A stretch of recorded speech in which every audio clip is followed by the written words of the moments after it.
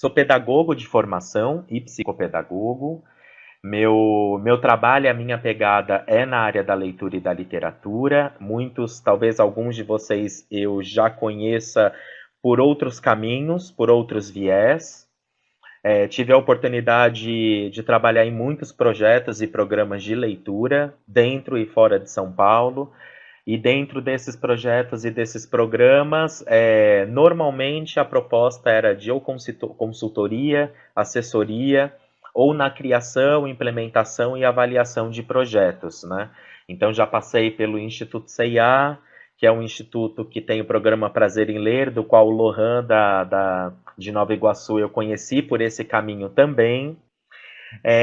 O tema é um tema de fato muito caloroso, embora também muito refrescante, porque ao longo desse trabalho, onde organizações ou grupos me chamam para falar sobre juventude, não tem outra forma do que repensar o espaço enquanto eu estava como jovem, como adolescente, né, e que eu pude, a partir das experiências que me foram oferecidas, construir a carreira, né, e construir a pessoa que eu sou hoje.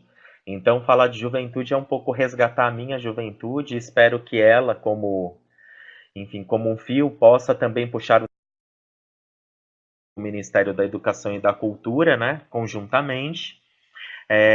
Eu fazia aí a coordenação do Programa Nacional de Incentivo à Leitura e do Viva a Leitura, que é o programa de premiação de projetos exitosos que são realizados no território nacional. Atualmente eu estou trabalhando no Instituto Polis, que é um instituto de políticas públicas que tem aí uma caminhada muito importante para a cidade de São Paulo. E lá eu estou acompanhando um programa que é daqui de São Paulo, muito interessante, que eu vou falar dele ao longo aí da nossa conversa, que é o Programa Jovem Monitor Cultural. Então, sou membro do Instituto Clio, que é um instituto que aí é um grupo de amigos, junto comigo a gente resolveu tocar. E aí eu tenho algumas coisas que eu participo como jurado dentro da seleção de livros, ou organizações que me solicitam para fazer consultoria e assessoria de projetos de leitura, ou criação de listas de livros para compras, indicação e resenhas, enfim. Né, eu sou mediador de leitura, acho bom frisar, porque na verdade, a função que eu mais me reconheço no campo profissional. E sou leitor, né, que é algo para minha vida desde quando comecei, nunca mais parei. E que felicidade eu tenho de poder trabalhar com aquilo que eu levo muito como prazer e entretenimento, mas tenho a condição de poder ter isso como profissão aí na minha trajetória. Bom, devidamente aí um pouco apresentado, eu queria muito escutar vocês, mas acho que a gente vai ter outros momentos, ou aproveitar o espaço,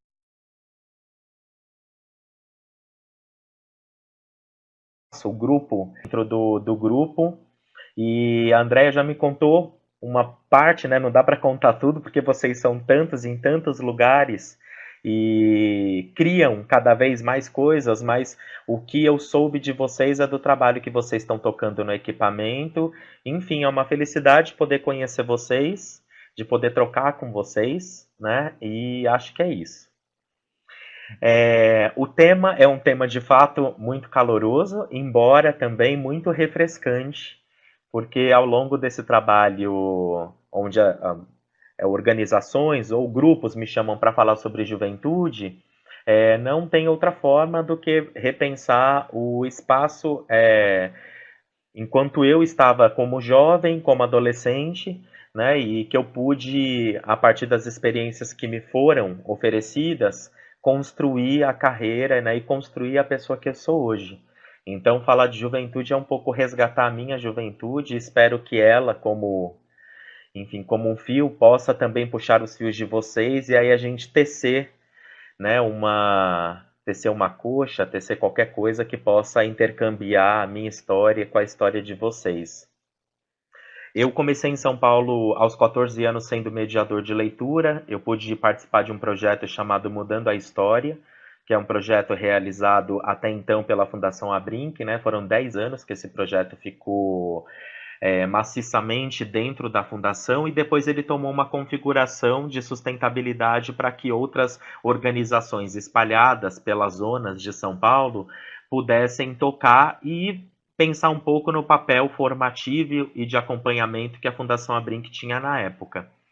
Eu fui escolhido nesse projeto, me formei como mediador e passei a ler para dentro do meu território em São Mateus, dentro das escolas, principalmente de educação infantil. Muito recente, cada vez mais os programas que são focados para essa área e para esse público. Então, imagino que hoje o programa que eu acompanho, que é do Jovem Monitor Cultural, era um programa que eu adoraria ter participado na minha adolescência, ou até na minha juventude, que ele abarca até os 29 anos.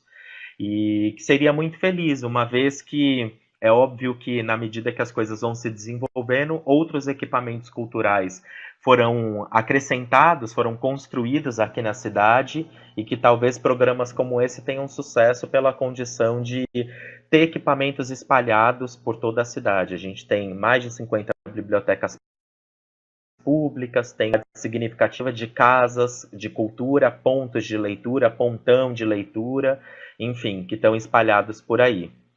Então, hoje a ideia é um pouco que a gente possa conversar especificamente sobre esse tema, mas não perder de vista também que a ideia é um pouco dialogar com as experiências que vocês tiveram. Não sei a idade de cada um por aqui, mas imagino que, se não estão ainda nessa faixa etária prevista da juventude, já estão aí socialmente expostos a essa condição de adulto, mas que a gente possa retomar um pouco desse nosso período, em que a gente tem um período de descoberta maciço, né, e potente. E aí eu trouxe algumas reflexões para a gente poder fazer hoje, para a gente começar essa discussão, tendo em vista que é isso. A gente vai começar por aqui, mas espero que ela não se encerre, uma vez que de outras pessoas no equipamento que vocês estão gostariam de estar aqui participando do webinar, mas que felicidade que vocês estão participando, para vocês depois trocarem as informações ou disponibilizarem o link do vídeo e fazer dessa conversa uma conversa onde tenha mais público, onde tenha mais pessoas. Aí, para isso, eu vou usar um pouco a estrutura de um PPT. É muito mais para marcar o que eu desejo falar para vocês, né, do que eu não posso esquecer de mencionar. E, ao mesmo tempo, depois esse material vai ser disponibilizado, como outros que aí eu vou encaminhar para a Andréia ou posto direto dentro do grupo do Facebook, mas acho que é sempre bom ter por e-mail, né, que pela quantidade de coisas que são colocadas, principalmente quais são os referenciais que eu normalmente me norteio nas minhas falas, e é isso, né? Depois eu mando para vocês.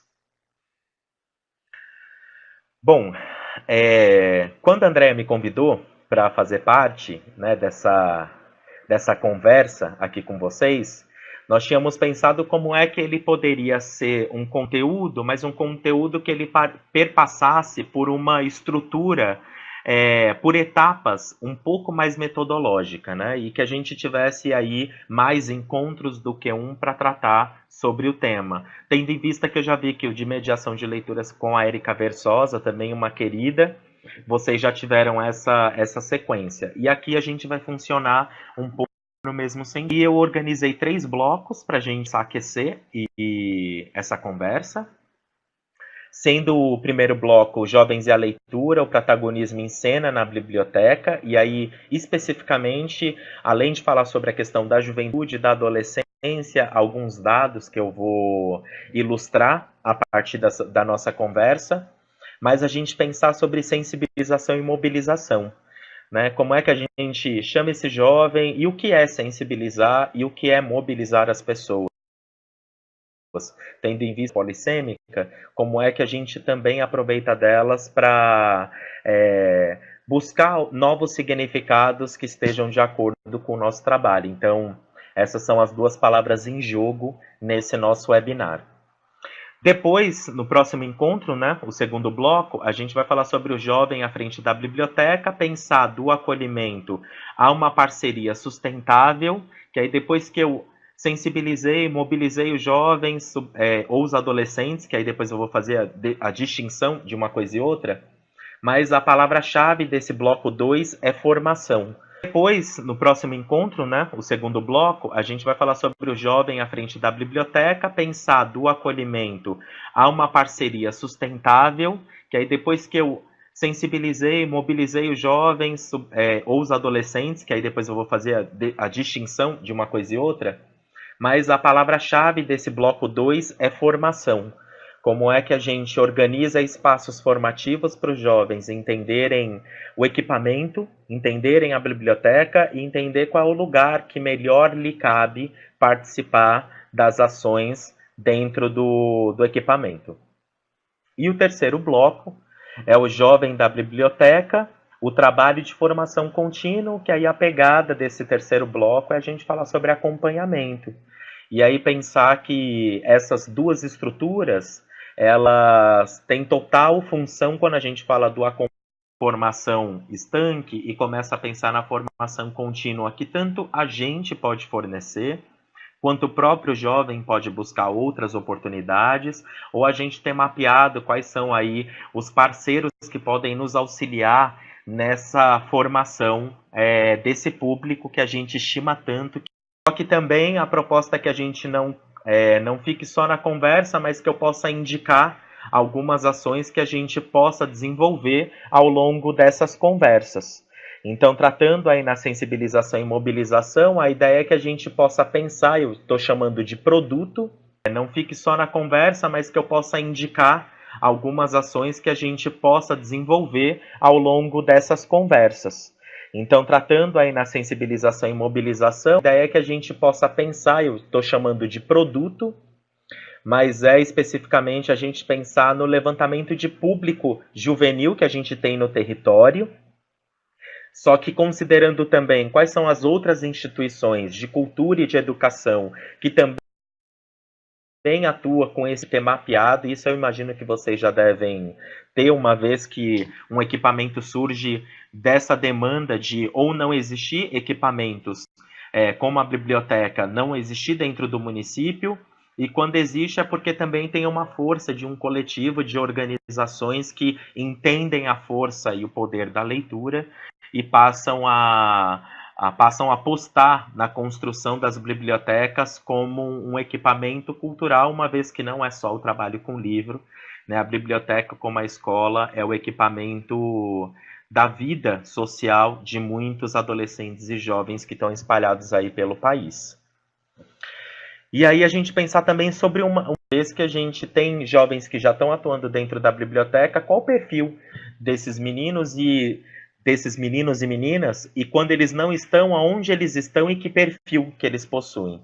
Então a ideia é um pouco a gente pensar sensibilização e mobilização, construindo um pouco esse levantamento de informações que, se caso a biblioteca já possua minimamente esse cenário, melhor para poder pensar quais são os projetos ou quais são os programas, quais são as ações que são destinadas para esse público, que possam atender a demanda daquilo que eles representam.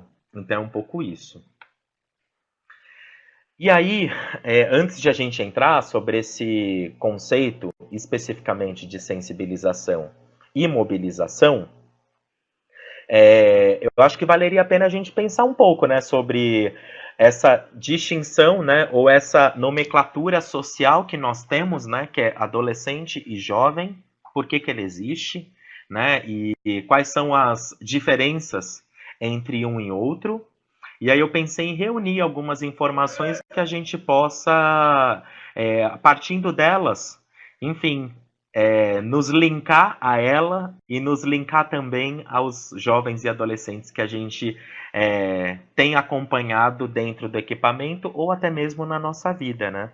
Às vezes tem jovem ou adolescente que está dentro de casa e a gente sempre contrapõe da diferença que é ter um adolescente ou um jovem dentro de casa e ter um adolescente e um jovem no trabalho, né? E aí pensar um pouco em cases, né? Situações de outros jovens que possam ser inspiradores, que aí eu vou ilustrando, mas a ideia inicial é um pouco partir dessa trajetória que eu tive, até porque eu acho mais válido poder falar das experiências que eu pude viver e, e até das experiências que eu pude acompanhar, né, de outros jovens que passaram aí pelos espaços formativos que eu pude desenvolver em São Paulo e fora dele. Então, primeiro, a gente tem dentro da nossa cultura uma distinção muito clara, né? Do que é o adolescente, que tem uma faixa etária que está por detrás disso, né? De 12 a 18 anos. E aí a gente tem um prolongamento dessa faixa etária que entra na nomenclatura de jovem, que é dos 18 até os 29 anos. Mas por que será que isso aconteceu, né? Tendo em vista que tem outras culturas que a gente trata mais infantil, juvenil e adulto, né? Com uma classificação a classificação, né, o processo de classificação e catalogação dos livros, né, só para a gente ter uma ideia de ilustrar por que existe o infanto juvenil. Né? E aí pensando um pouco que é uma demanda que surge, e aí é uma demanda que precisa ter um grupo, ter uma nomenclatura específica para atender essa demanda. Primeiro vale a gente falar que por que adolescente jovem passou a ser uma preocupação. E esse é um tema muito procurado por muitas organizações que até elas atuam com esse público e passam por vários processos de reflexão de pensar essas diferenças todas que eles acabam ano após ano recebendo dentro dos cursos que eles desenvolvem, ou até mesmo a gente na biblioteca, entender como um grupo de jovens que passou pela biblioteca, que tinha uma característica e agora tem outras, né? Que bom que elas mudam, que bom que elas alteram. A única coisa é que sempre é muito difícil a gente acompanhar inicialmente, mas a ideia é um pouco a gente olhar essas características para a gente começar a pensar isso também. Mas vamos lá. Adolescente, então, além da faixa etária, é um sujeito de direitos em condição peculiar de desenvolvimento. Eu acho bacana a gente situar por que sujeito de direitos, uma vez que a gente tem o Estatuto da Criança e do Adolescente, né, que aí traz para a gente toda uma questão legal do cuidado e do espaço de formação que tanto a criança e o adolescente, que aqui é o foco, para a gente pensar que ele tem que ser amparado por políticas públicas, ele tem que ser amparado por programas, por projetos, por ações que eles estejam aí como público prioritário. Então, sujeito de direitos tem a ver com uma legislação que assegura, né, assegura eles dentro desse campo social, tendo em vista eles participarem de uma série de coisas para alcançar, enfim, acessar seus direitos e compreender seus deveres. Ele tem potencial transformador, criativo, dinâmico e na transformação, e aí eu posso dizer para vocês que esses dois sempre é uma queixa de muitos profissionais que eu acompanho, que sempre questionam, eu não acho tanto que eles têm esse aspecto do transformador, que nem todos são criativos e nem que nem todos são dinâmicos, óbvio, né? A gente também tem que ter a clareza de que nem todo mundo se desenvolve do mesmo jeito, e a ideia das etapas de desenvolvimento, elas são para a gente visualizar um padrão dentro de uma situação que a gente pode se dizer que ela é mais comum. Embora a gente pode ter adolescentes que são muito maduros, embora a gente pode ter outros que são muito infantis, e da mesma forma com o jovem. Então, só posso dizer que essa questão da transformação, da criatividade, do dinamismo, também deixa transparente esse potencial, porque ele também tem um cenário, ele tem pessoas das quais ele se sente mais seguro para propor. Então, essa rede, esse cuidado que a gente cria com esse público, ela é importantíssima para que ele possa, além de se aguçar, conseguir de forma potente estabelecer aí todo o processo que ele ou queira transformar, ou que ele queira alterar, ou que ele queira repensar. É um sujeito que ele é capaz de participar e tomar decisões, tendo em vista o conhecimento do território, o conhecimento das pessoas. Ele demonstra habilidade em questionar valores pré-estabelecidos, e aí vem sempre a questão, né? É bom quando eles estão de forma mais tranquila e mais pacífica, mas tem horas que eles são acalorados, às vezes são difíceis de lidar. Tem muitas questões que eu não sei se eu consigo lidar para inseri-los dentro e formar. A primeira, eu acho que é porque a questão do questionamento, esse processo de descoberta do adolescente, ele não está questionando primeiramente a instituição e as pessoas que estão ali. Mas ele também está se questionando para entender o funcionamento social de determinadas coisas. Quanto mais informação eles têm e mais eles assistem situações onde as coisas funcionam, isso passa a ficar muito mais diluído. Então, óbvio também que eles podem resistir porque eles têm uma outra bandeira, um outro diálogo, ou já viveram alguma coisa que fazem eles terem uma posição contrária. E aí, nesse processo de posicionamento contrário, né, a questão é a gente ter a compreensão de que, da mesma forma que eu tenho minhas crenças, meus valores e os meus princípios, ele também está num processo de constituir o dele, o que não altera eu poder falar para ele das minhas questões para que ele possa, ao longo da trajetória dele, da sua formação, repensar. Da mesma forma a gente, né? Tem horas que os meninos me falam coisas principalmente sobre a vida, que depois eu vou refletindo e chego à compreensão de que não é que os danadinhos têm razão mesmo, e que de fato talvez o meu olhar estava muito para um ângulo, e eles trazem outros ângulos que, enfim, a gente pode ter uma visão mais ampla aí. Eles têm predisposição para vivenciar situações de risco, né? E essa é uma dificuldade imensa, porque aonde está o proibido e aonde está o não possível, eles querem fazer ser possível. E o nosso cuidado é assim, sempre ter essa clareza especificamente de dizer quais são as consequências, mas uma vez que também, né, como eu sempre brinco com as crianças, quando uma criança faz uma pergunta é porque ela tem 1 milhão de respostas.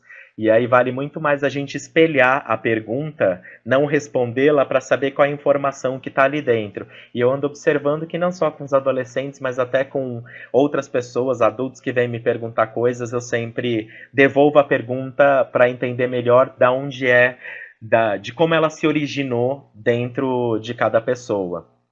Mas enfim, eles têm aí um pezinho para viver situações de risco que é brabo. Sente-se capaz de vencer seus próprios limites, né? Tá o tempo todo em busca da expansão social de a gente ter a compreensão de que, da mesma forma que eu tenho minhas crenças, meus valores e os meus princípios, ele também está num processo de constituir o dele, o que não altera eu poder falar para ele das minhas questões, para que ele possa, ao longo da trajetória dele, da sua formação, repensar. Da mesma forma a gente, né?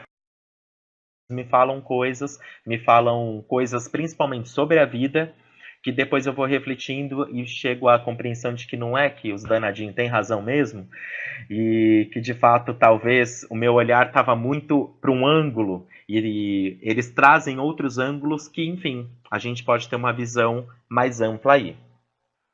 Eles têm predisposição para vivenciar situações de risco, né? Aonde está o proibido e aonde está o não possível, eles querem fazer ser possível.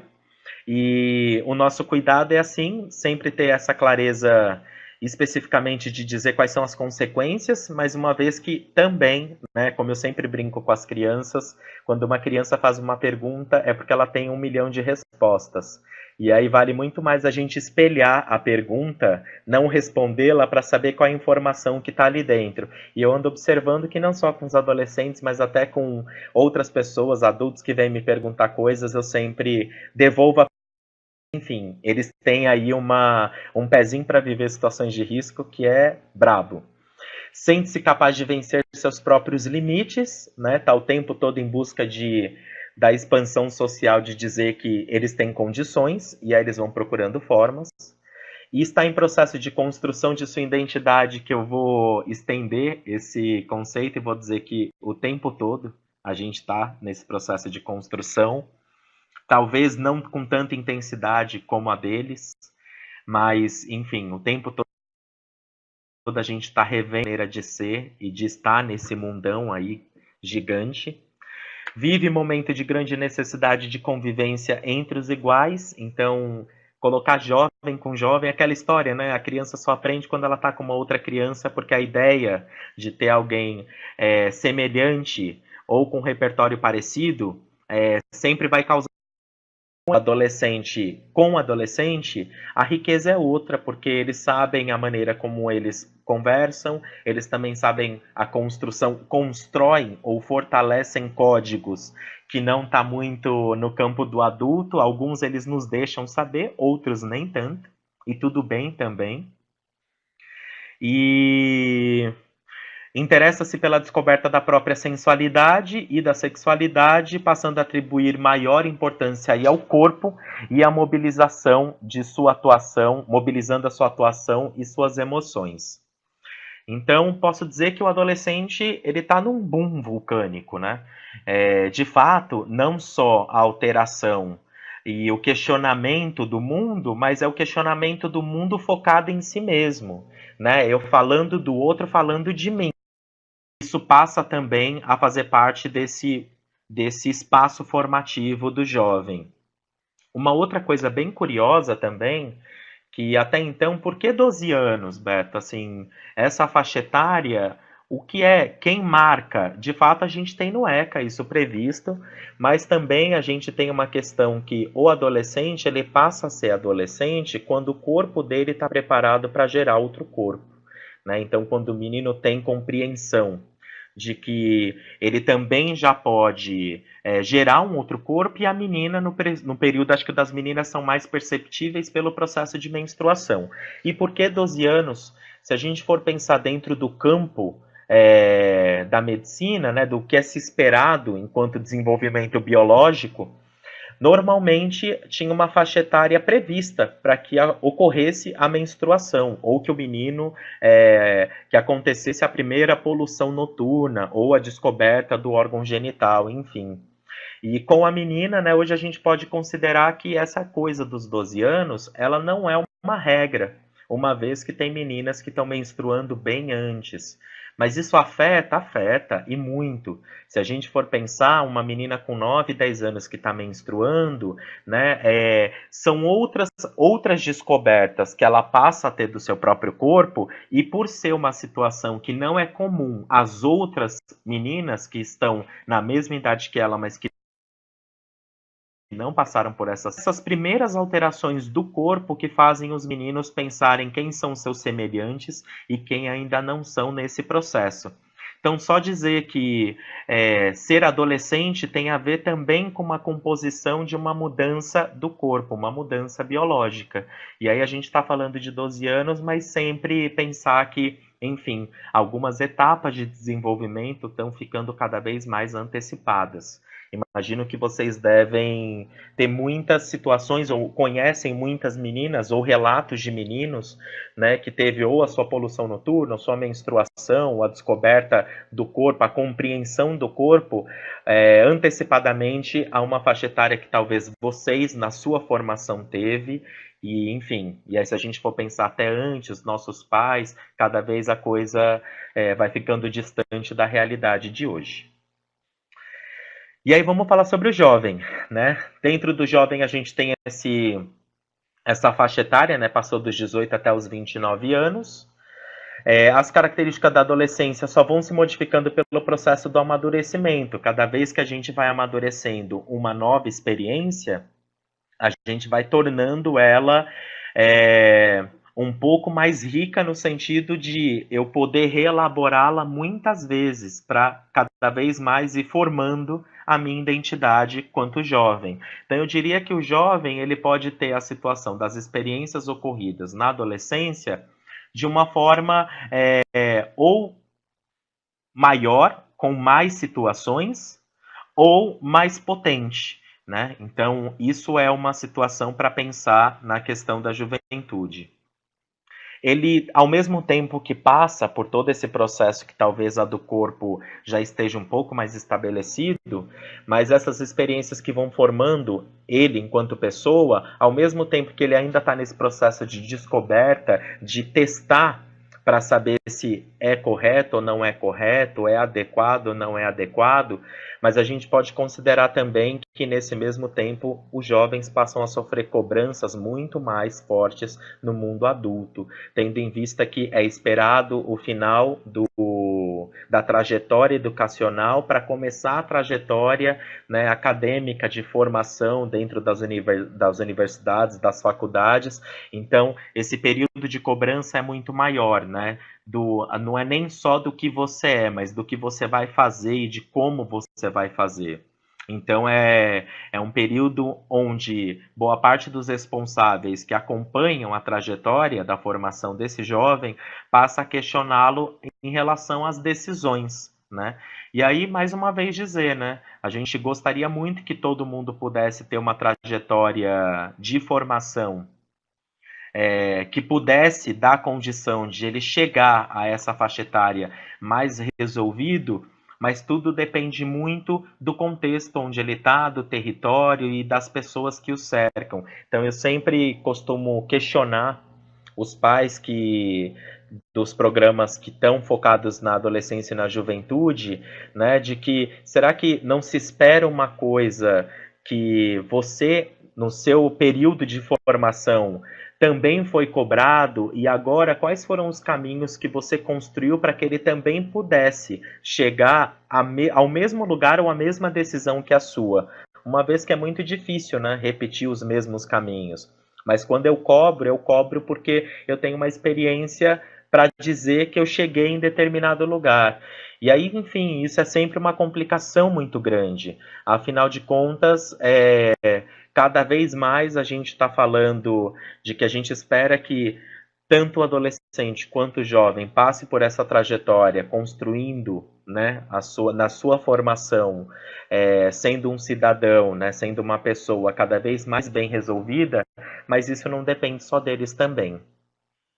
E aí, no ambiente dos projetos sociais, ele é visto como agente transformador da realidade, que ele age de forma individual ou dentro de grupos, assumindo responsabilidades na comunidade onde vive e aonde ele convive, né? Então, hoje a gente tem programas que abarcam toda essa faixa etária, né, e abarcam a juventude, porque, mais uma vez, ainda a gente tem uma quantidade expressiva de jovens que não terminaram a sua trajetória educacional, muito menos acadêmica, e ainda não puderam fazer escolhas profissionais muito de acordo com essa experiência, e uma escolha que foi de fato feita por ele, né? E não aquilo que ele achou que seria o mais fácil de fazer apenas para resolver o problema financeiro, orçamentário dentro de casa, mas que pudesse ser uma escolha, enfim, que ele fez para seguir a vida dele dali em diante. Então, ambos, tanto o adolescente quanto o jovem, tem coisas que eu acho que normalmente elas podem ser grandes elementos para a gente pensar nesse caldo, né, da juventude e do adolescente. Da juventude e da adolescência. Primeiro é porque eu acho que a gente está perdendo um pouco, ou a gente está formulando novos rituais de passagem. Eu digo que pode ser perder porque se eu for pensar na minha trajetória, né, a trajetória educacional, então ter terminado o estudo até os 18 anos era uma condição mínima para alçar novos voos, né? E hoje tem muito ainda adolescente que está saindo ou está integrando a educação de jovens e adultos, se não teve problemas econômicos, financeiros ou sociais da onde ele estava instaurado, e ficou também como uma condição para depois.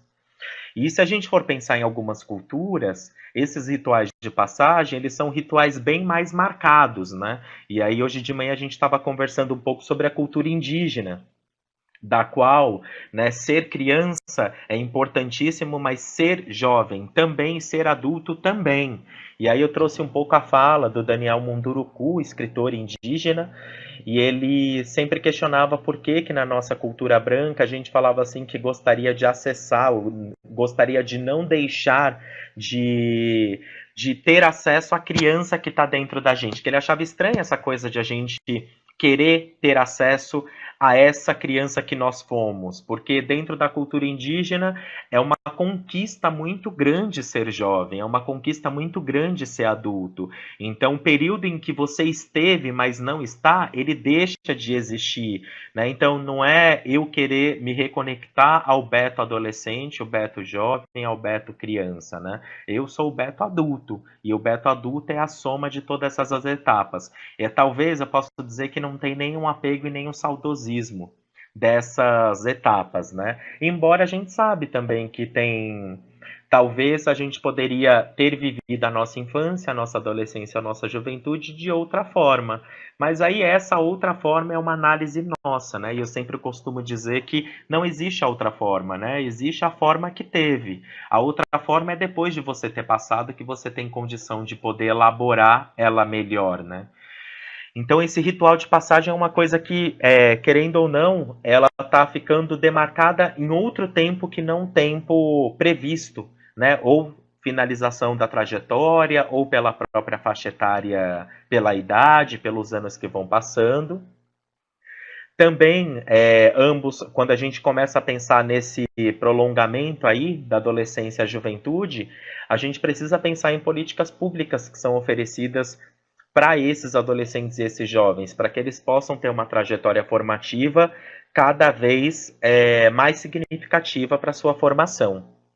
A dificuldade em relação à formação básica e acadêmica, que eu acho que eu já falei um pouco, né, que tem muitos que não estão terminando e tem outros que não querem terminar e tem em vista hoje, né, alguns exemplos sociais que nós temos de mas fulano não estudou e está tocando a vida dele.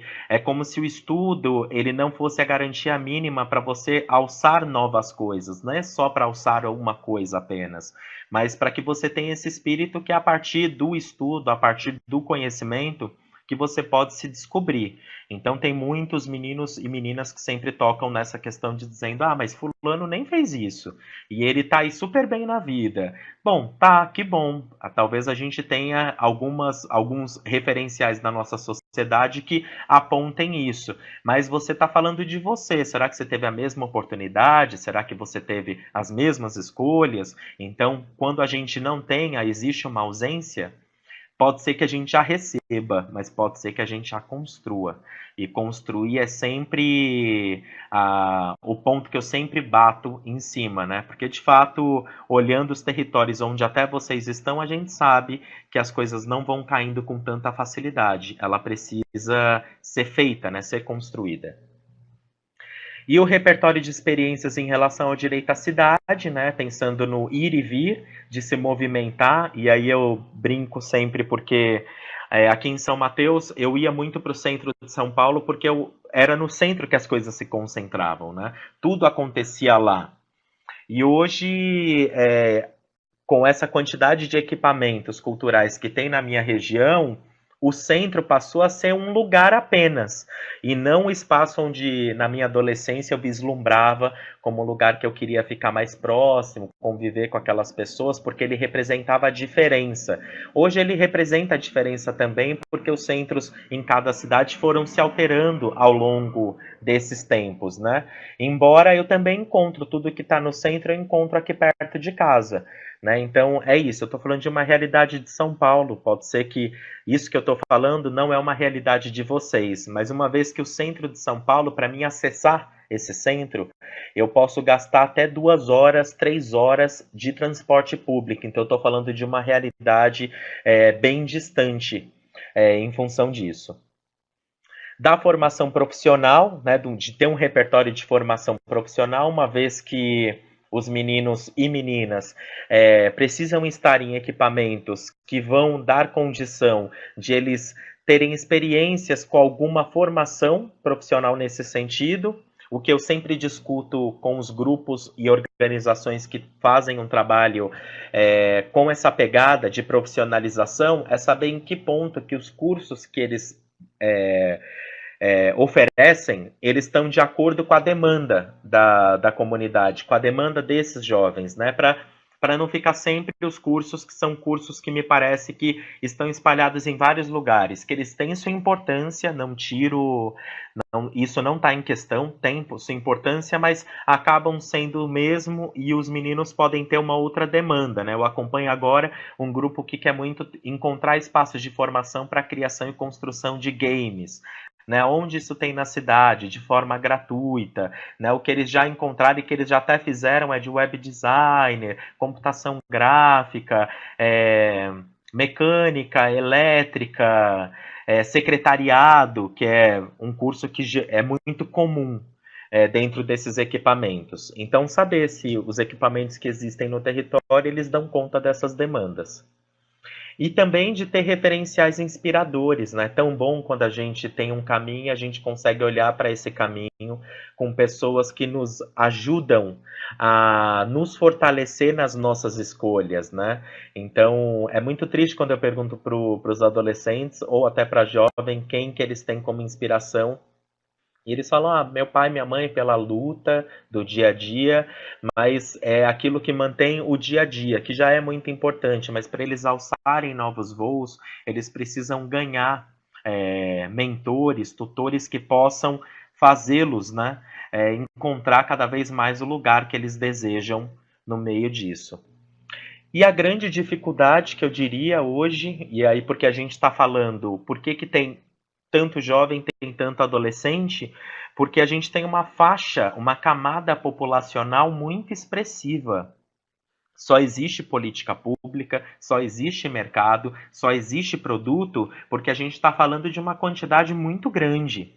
Então, é óbvio que cresce uma camada populacional, todo o mercado se foca. Então, hoje a gente tem roupa para jovem, produtos de beleza para jovem, a gente tem sapatos para jovem, a gente, enfim, tem restaurantes especializados que tem cada vez mais esse processo de pensar equipamento, pensar prédio, pensar casa, dedicado para essa juventude. Então a gente está falando de toda uma mudança que vem acontecendo em função dessa maioria da população que está dentro dessa faixa etária. E a outra, que a gente também está falando do jovem, e aí também a gente pode falar hoje da melhor idade, né, que também está crescendo cada vez mais e que, se vocês observarem, toda a mudança dentro de boa parte da criação de programas e projetos está focado para essa faixa etária. Mas espera lá, né? A gente tem aí um público que está chegando agora e um público que já deu umas belas de umas pernadas por aí. Então, qual é a grande dificuldade, Beto? Essa troca geracional. A gente tem poucos espaços onde cada vez mais a gente possa ter pessoas de variadas experiências, variadas faixas etárias trocando. E aí esse processo de troca de forma mais generosa, não para situar que isso está errado, isso está certo, mas que a gente possa aprender ambos com as experiências que cada um carrega na vida. Então, esse processo de troca geracional, eu diria que é a grande riqueza que nós temos com essas duas faixas populacionais em crescimento, né? Fazê-los encontrar, fazê-los trocar pode ser um ganho muito importante que a gente tem aí para essa formação desses meninos e até para repensar a função desses que já estão na caminhada há muito tempo, como é que eles podem auxiliar, uma vez que a formação de uma criança, como a formação de um adolescente ou de um jovem, não perpassa pela família, não perpassa unicamente pelas instituições, mas perpassa também pela sociedade. Então, eu, enquanto sujeito social, eu tenho uma responsabilidade muito importante na formação de todos esses jovens. E aí, uma coisa bacana é para a gente pensar que, bom, se eu for olhar na minha trajetória, houveram aí muitas tipologias de jovens, né? Muitos tipos. E tipos, quando eu estou falando, é de grupos e de tribos. E hoje eu não estou falando de uma juventude, né? Eu estou falando de várias juventudes. Eu estou falando de grupos que alguns são mais expressivos, outros bem menos, mas que eles estão compondo o cenário da juventude que está sendo discutida no nosso país, né? olhando assim da minha trajetória, por exemplo, eu lembro que era grupo de jovens, os meninos e as meninas que usavam aquelas calças poperosas, que eram as calças largas, que eram as calças que a gente falava que eram calças de rapper, só para a gente pensar como a moda também caminha em relação a essa juventude. Também os grupos de música, né? A gente tem aí anos 90, quais eram os estilos de música predominante? É, se a gente tem aí, por exemplo, samba, pagode, axé, que dominou anos 90, anteriormente a gente tinha o rock. Então, como é que também os estilos musicais vão dando canais para que esses jovens possam se fortalecer numa identidade que é uma identidade musical, mas que também fala muito deles, porque eles querem o tempo todo pertencer a grupos, né? Eles querem dominante. É, se a gente tem aí, por exemplo, samba, pagode, axé, que dominou anos 90, anteriormente a gente tinha o rock. Então, como é que também os estilos musicais vão dando canais para que esses jovens possam se fortalecer numa identidade que é uma identidade musical, mas que também fala muito deles, porque eles querem o tempo todo pertencer. De manhã a gente estava falando, mas como é que surge isso, né? Às vezes surge num ato mais intencional, e embora outros não tanto. A gente teve aí os rolezinhos, né, que acompanharam o ano de 2016, com a sociedade toda questionando o papel desses rolezinhos, e olhando especificamente aí, né, eles começaram a criar espaços para se encontrar e conversarem. Aí tem a questão do funk, que é um estilo de música que até então, como até hoje, está em voga. Então, a questão maior é a gente poder pensar que todos esses grupos que vão surgindo ao longo dos tempos, eles vão demarcando um pouco, né, a juventude que a gente assiste, a juventude que a gente acessa. Mas não vai existir um só. Existem outros que são ocultos, né? E aí é sempre bacana a gente poder pensar muito sobre esses que a gente diz que são os estranhos no ninho, né? Ou que não tem muita relação com os que a gente observa, mas eles também têm os grupos deles, que podem ser pessoal do rolezinho, eles só tiveram a capacidade, a articulação, porque eles já estão numa geração virtual. Então, essa condição de criar grupos, de construir conversas e marcarem pontos de encontro, é porque eles têm um dispositivo virtual que auxilia tudo isso, né? Eu lembro que, para mim, quando a gente marcava um encontro com a turma do rock aqui no Parque do Carmo, que é bem perto de casa, não era tão fácil assim, né? A gente precisava aí ficar andando muito, conversando com muitas pessoas até todo mundo entender essa agenda e tocar. Hoje não, hoje eles estão assumindo outras plataformas, o que facilita, né, a expansão desses grupos e a criação deles também. Mas a gente teve os emos, nós tivemos os neo-hippies, né, que era a turma que ainda hoje tem esse princípio, né, de seguir ou sendo vegetariano ou vegano, enfim. Tem os clubbers que a gente acompanhou, que era a turma colorida, descolada, tinha os punks, enfim. Tem uma série de tipos de jovens que foram surgindo, né? Então, pode estar dentro da música, pode estar dentro de uma questão mais estética, da moda, né? Então, acho que é bacana a gente poder ver que isso ao longo do tempo também vai se alterando e alguns se alteram e mudam o nome também, né? Se eu for pensar, o clubber, aí todo mundo brincava, o clubber agora é o novo emo. Então, vê como os grupos também vão ganhando características distintas e vão ressignificando os grupos e as nomenclaturas que a gente ou que eles próprios dão a eles, né? Agora, recentemente, eu não sei se vocês estão sabendo que tem uma onda bem grande, né? Que são a turma, os jovens que aderiram ao movimento do Baticu, que é um movimento de música, né? Não só de música, mas de expressão, de estética, porque eles têm uma estética diferente. Mas a gente poder, enfim, dedicar um tempo, talvez, no YouTube e podendo olhar esses grupos que estão aparecendo, né? Acho que cada vez mais eles têm muito para nos mostrar e talvez seja esses os lugares que eles estão construindo para conversar também com a gente, né?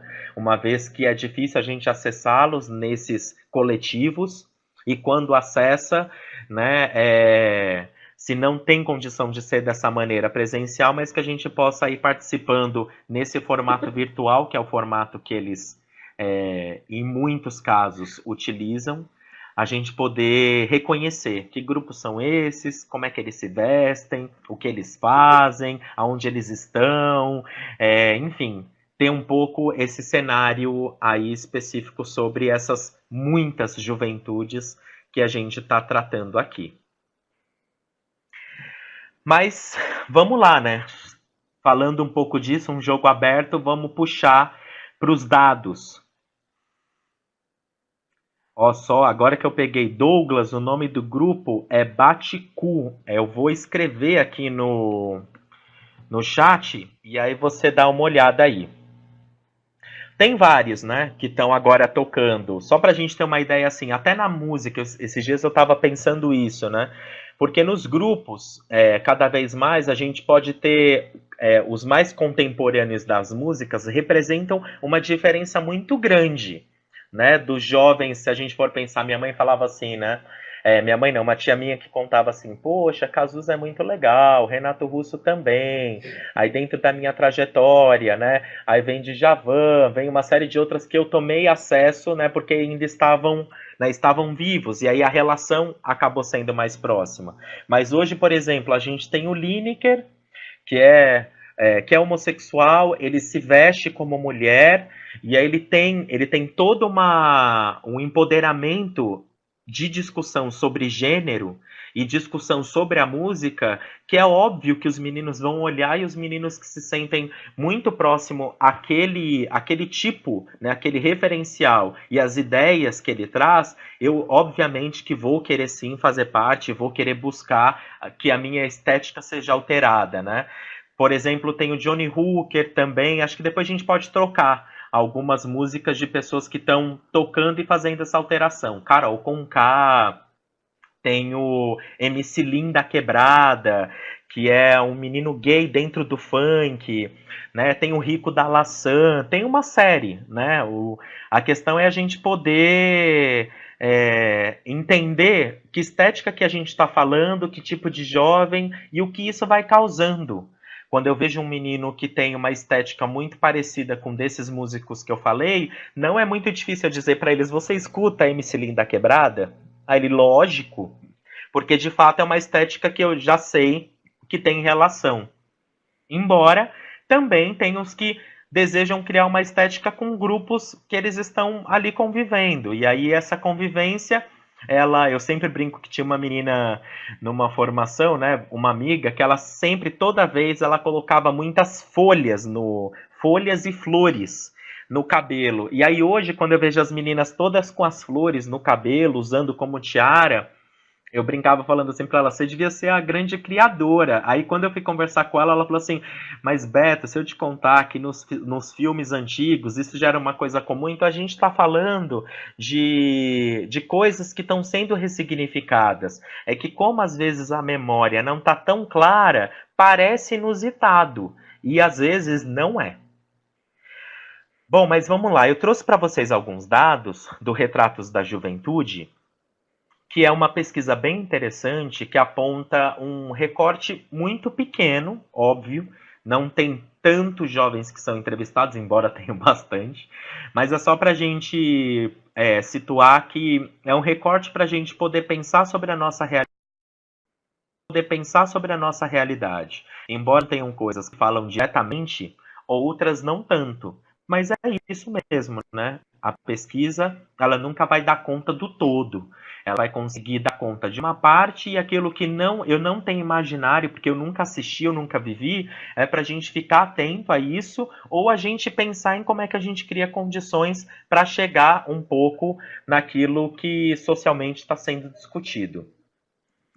Eu diria que hoje em dia a gente pode dizer que isso é o maior, né? Tão bom se a gente tivesse a saúde e a energia que a gente tinha na adolescência e na juventude, que a gente estava pronto para tudo.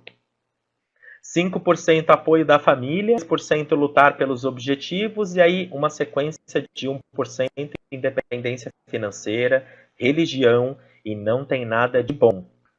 Então, aí a gente tem aí um traço bem significativo do que é ser, do que é mais bacana em ser jovem, né? E aí também, dando continuidade, né? Alguns apontam que também não tem nada de ruim. A questão é qual era o que não é tão legal em ser jovem. Então eles apontam que não tem nada de ruim. 23% é conviver com riscos, 17% é 9% a violência, 7% as más companhias, e aí tem 22% a falta de liberdade, 15% controle familiar, 5% a falta de liberdade sem especificar, 4% impedimento por ser menor de idade, falta de trabalho e de renda 20%, 9% imaturidade e irresponsabilidade e desrespeito e a incompreensão dos adultos. Então, tem muitas, né, aí que eles apontam. Aí eu tenho umas séries, né? Tem desde do grupo de funk, que tem as suas ramificações, o grupo de samba, suas ramificações, o grupo de rock, suas ramificações, tem a do Neném também, que foi aqui bem colocada pelo Douglas, se eu não me perdi. Mas, enfim, é só a gente poder pensar que vale a pena a gente identificar, né? Quais são as juventudes que estão sendo mais expressivas na nossa sociedade nos dias de hoje. E aí um dado bem preocupante, né? Quando a gente está falando da responsabilidade pela garantia dos direitos, né, do bem-estar desses meninos e meninas, desses jovens, quem são os grandes responsáveis? Aí nós temos aí 85% a família, 40% a escola, depois vem a igreja, a comunidade, o governo, a polícia e o partido. A compreensão integrada da formação, que é responsabilidade da família, do Estado e da sociedade, é uma coisa que me parece que o tempo todo a gente precisa ficar dizendo que, pera lá, você viu um menino fazendo coisa errada, é papel teu também falar. Né? Uma vez que é óbvio que tem vesperos que a gente não mexe, mas a gente tem que quebrar um pouco isso e propor uma relação, porque se a questão é o cuidado, muito fielmente pelo cuidado e pelo zelo, a gente tem sim um papel muito importante, muito significativo em apontar até aos jovens que a gente não tem tanta relação ou não tem tanto vínculo afetivo. Né? Eu, geralmente, quando vou nos programas, às vezes eu tenho sorte de pegar programas dos quais eu tenho um tempo maior de convivência com eles, e outros não. Outros é uma intervenção mais pontual. E aí eu nunca perco de vista, né? De sempre deixar claro dentro daquilo que eu escuto, daquilo que eu sou chamado, de apontar o que eu acho que talvez seja uma fragilidade, uma vulnerabilidade daquilo que eles contam, né? E acho que isso é uma coisa que a gente precisa sempre pensar, e não só na gente, mas construir esse papel com as outras pessoas que a gente tem contato, né? Hoje, quando eu brinco em casa que um sobrinho fez alguma coisa, algum primo, né? A responsabilidade é de todo mundo, mas se a gente for pensar dentro dos modelos, né? De sociedade que nós tivemos, principalmente no tocante ao modelo educacional, né? Se a gente for pensar o modelo campesino de ser, não é responsável pela criação da criança e do adolescente a família. Era um corpo que se dava no coletivo, a responsabilidade era um de todos. Então, cada vez mais a gente tem que ficar resgatando do que ficar procurando essa questão dos culpados. Ah, mas o problema é do pai, que não faz isso, o problema é da mãe. Embora isso a gente está falando de uma sociedade que está pensando muito mais potentemente nisso nos dias mais atuais, né?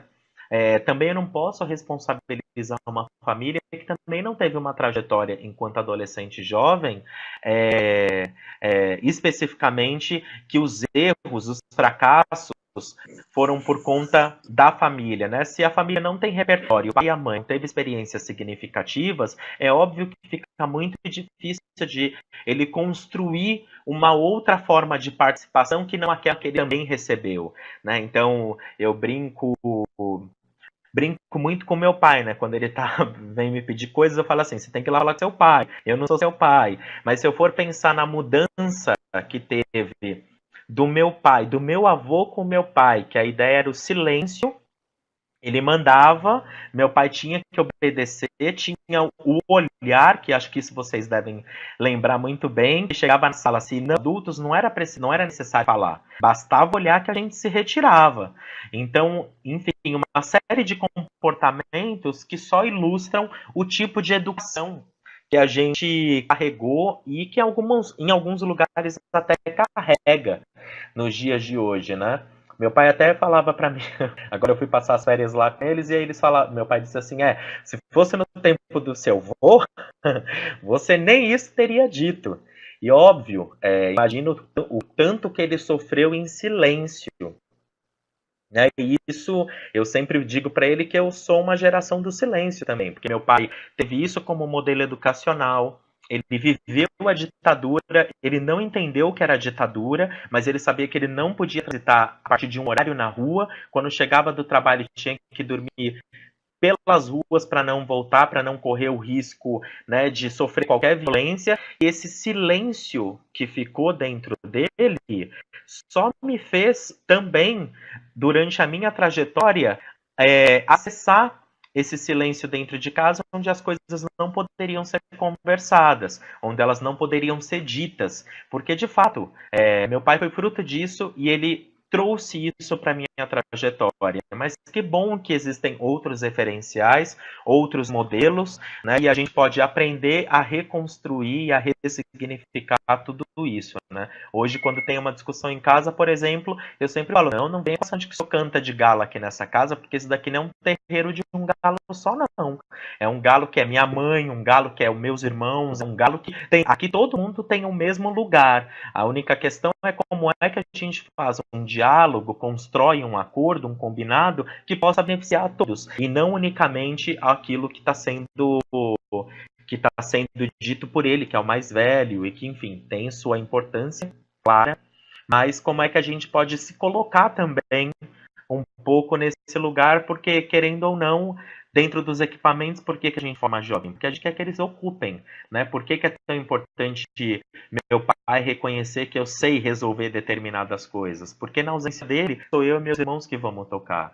Então, quanto mais bacana é essa formação educacional e cultural, melhor, porque aí a gente fica cada vez mais equipado e cria uma rede de proteção com muita qualidade, não se mantém no silêncio, que é muito triste. Né? Eu sempre, quando eu vejo jovens que se ficam muito silenciosos, que eles não participam, que eles não têm nenhuma atividade clara em relação a isso, né, eu fico muito preocupado para saber o que é que impede, né, que tanto pode ser dentro da estrutura casa, da estrutura escola, da estrutura social, e porque quando eu vejo os meninos que são os meninos falando de uma outra geração que não é essa neném, mas a geração do tombamento, que são os meninos que tudo eles colocam sem papas na língua.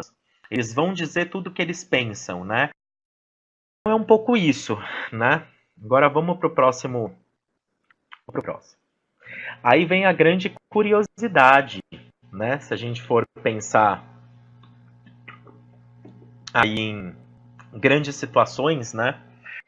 Das atividades, quais são as que os jovens costumam fazer, tanto de segunda a sexta-feira, quanto nos finais de semana. Então a gente tem, por exemplo, de segunda a sexta-feira, a gente tem atividades como assistir televisão, ouvir rádio, encontrar amigos, ajudar em tarefas de casa, falar no telefone, namorar, ler revista, enfim, uma série de atividades que estão aqui com um percentual muito diferente. Se eu for pensar, assistir televisão, né, sendo, se a gente for pensar nisso, hoje o uso da internet não é um dos últimos lugares aqui dentro do que eles fazem de segunda a sexta-feira. com certeza o primeiro, até mais do que assistir televisão, né? Que hoje assisti. E, bom, mobilização tem a ver com a formação, que é o nosso próximo encontro, que nós vamos falar sobre formação, e aí falar de como é que a gente envolve os meninos nesses processos formativos, antes pensando o que a biblioteca tem para oferecer, e aí, daquilo que ela vai oferecer, como ela vai oferecer. E aí a gente começa a pensar um pouco nessa estrutura mais formativa em relação a isso. Eu só, antes de a gente finalizar, a gente não perder de vista, e mais do que todos esses dados, e mais do que essa proposta metodológica que aí a gente está cursando e navegando juntos, que a gente não perca o espírito de pensar que para que haja a continuidade daquilo que eu começo, precisa ter pessoas responsabilizadas. A responsabilidade pode se dar de par a par, né, com pessoas que já estão dentro do contexto e que estão em funções muito parecidas. Mas se eu quero fazer com que dentro do território ele se sinta cada vez mais dentro do equipamento que eu faço parte, os processos de formação independente do público, eles são necessários. E eles não não são necessários, como eles nos ajudam a fazer com que o equipamento tenha cara do lugar onde ele está inserido. Se eu tenho adolescentes que estão na recepção de um equipamento, faz toda uma diferença de um adolescente que nem é do território estar na recepção daquele lugar. Então, a gente poder pensar especificamente sobre isso. A gente ter clareza de que o trabalho formativo vai levar tempo, como vai levar tempo até pra gente, né? Pra gente se conhecer mais, pra gente aprender a lidar com a gente mesmo. E aí eu nem tô falando do jovem, eu tô falando de cada um de vocês e falando de mim também. Só que a gente sabe que isso é a única forma mais sustentável que a gente tem para dar garantia da continuidade dos programas e dos projetos. É quando a gente faz o menino acreditar que aquilo é dele, que aquilo precisa ser dele, precisa ser do outro e que por isso tem que ter permanência. Só que aí não tem outro jeito de levantar a bandeira sem poder fazer junto, né? A gente tem horas que tem que levantar a bandeira sim, mas a gente tem que estar ali pronto a poder fazer junto com as pessoas que já estão ocupando esses lugares. O que a gente conversou, e até achei que tinha entrado, mas agora que você falou que como eu usei os exemplos, caminharam para outros caminhos aí na conversa. Quando a gente está falando de sensibilização e mobilização também, mais do que a gente também ter compreensão daquilo que está fora, dos adultos que acompanham os jovens, tem uma questão muito clara dos projetos que eu acompanho, principalmente nos dias de hoje, que a maior dificuldade para lidar com o jovem também está dentro do próprio equipamento. Né? Ainda tem muitos profissionais que estão ali dentro e que eles não têm dimensão da importância da formação. Então, ao invés de eu sair para fora, que é sempre eu digo que primeiro para a gente fazer uma mudança lá fora, a gente tem que estar com a nossa casinha bem arrumada. E aí, poder fazer esse processo de sensibilização e mobilização com os próprios funcionários, fazer com que eles também entendam a potência que tem quando o menino participa daquele espaço, e eu estou falando não só daqueles que ocupam lugares na biblioteca que tem mais relação, obviamente, com o livro e com a leitura, mas também com segurança, porque é ele que vai abrir o portão para o menino. Se ele vê que o menino está fora do normal, que ele entra dentro do espaço, ou está fora da atividade, se ele tem noção da importância disso, de que vocês dentro do equipamento, é outra construção, porque também vai fazer eles se reconectarem com a adolescência e com a juventude deles. Então é uma coisa bacana. Vamos invadir com música o refeitório dos adolescentes na escola para falar sobre a biblioteca, ou vamos criar um espaço da biblioteca ali dentro, mas na perspectiva de que eles possam migrar, porque são espaços distintos onde a leitura perpassa. Então, acho que é um pouco isso, né, desse lugar da sensibilização e da mobilização, mas dizer para vocês que agora que a gente já construiu o sentimento do menino ser informado e agora de participar, agora a gente se preocupar com a formação dele, e aí a formação a gente vai tratar no nosso próximo encontro.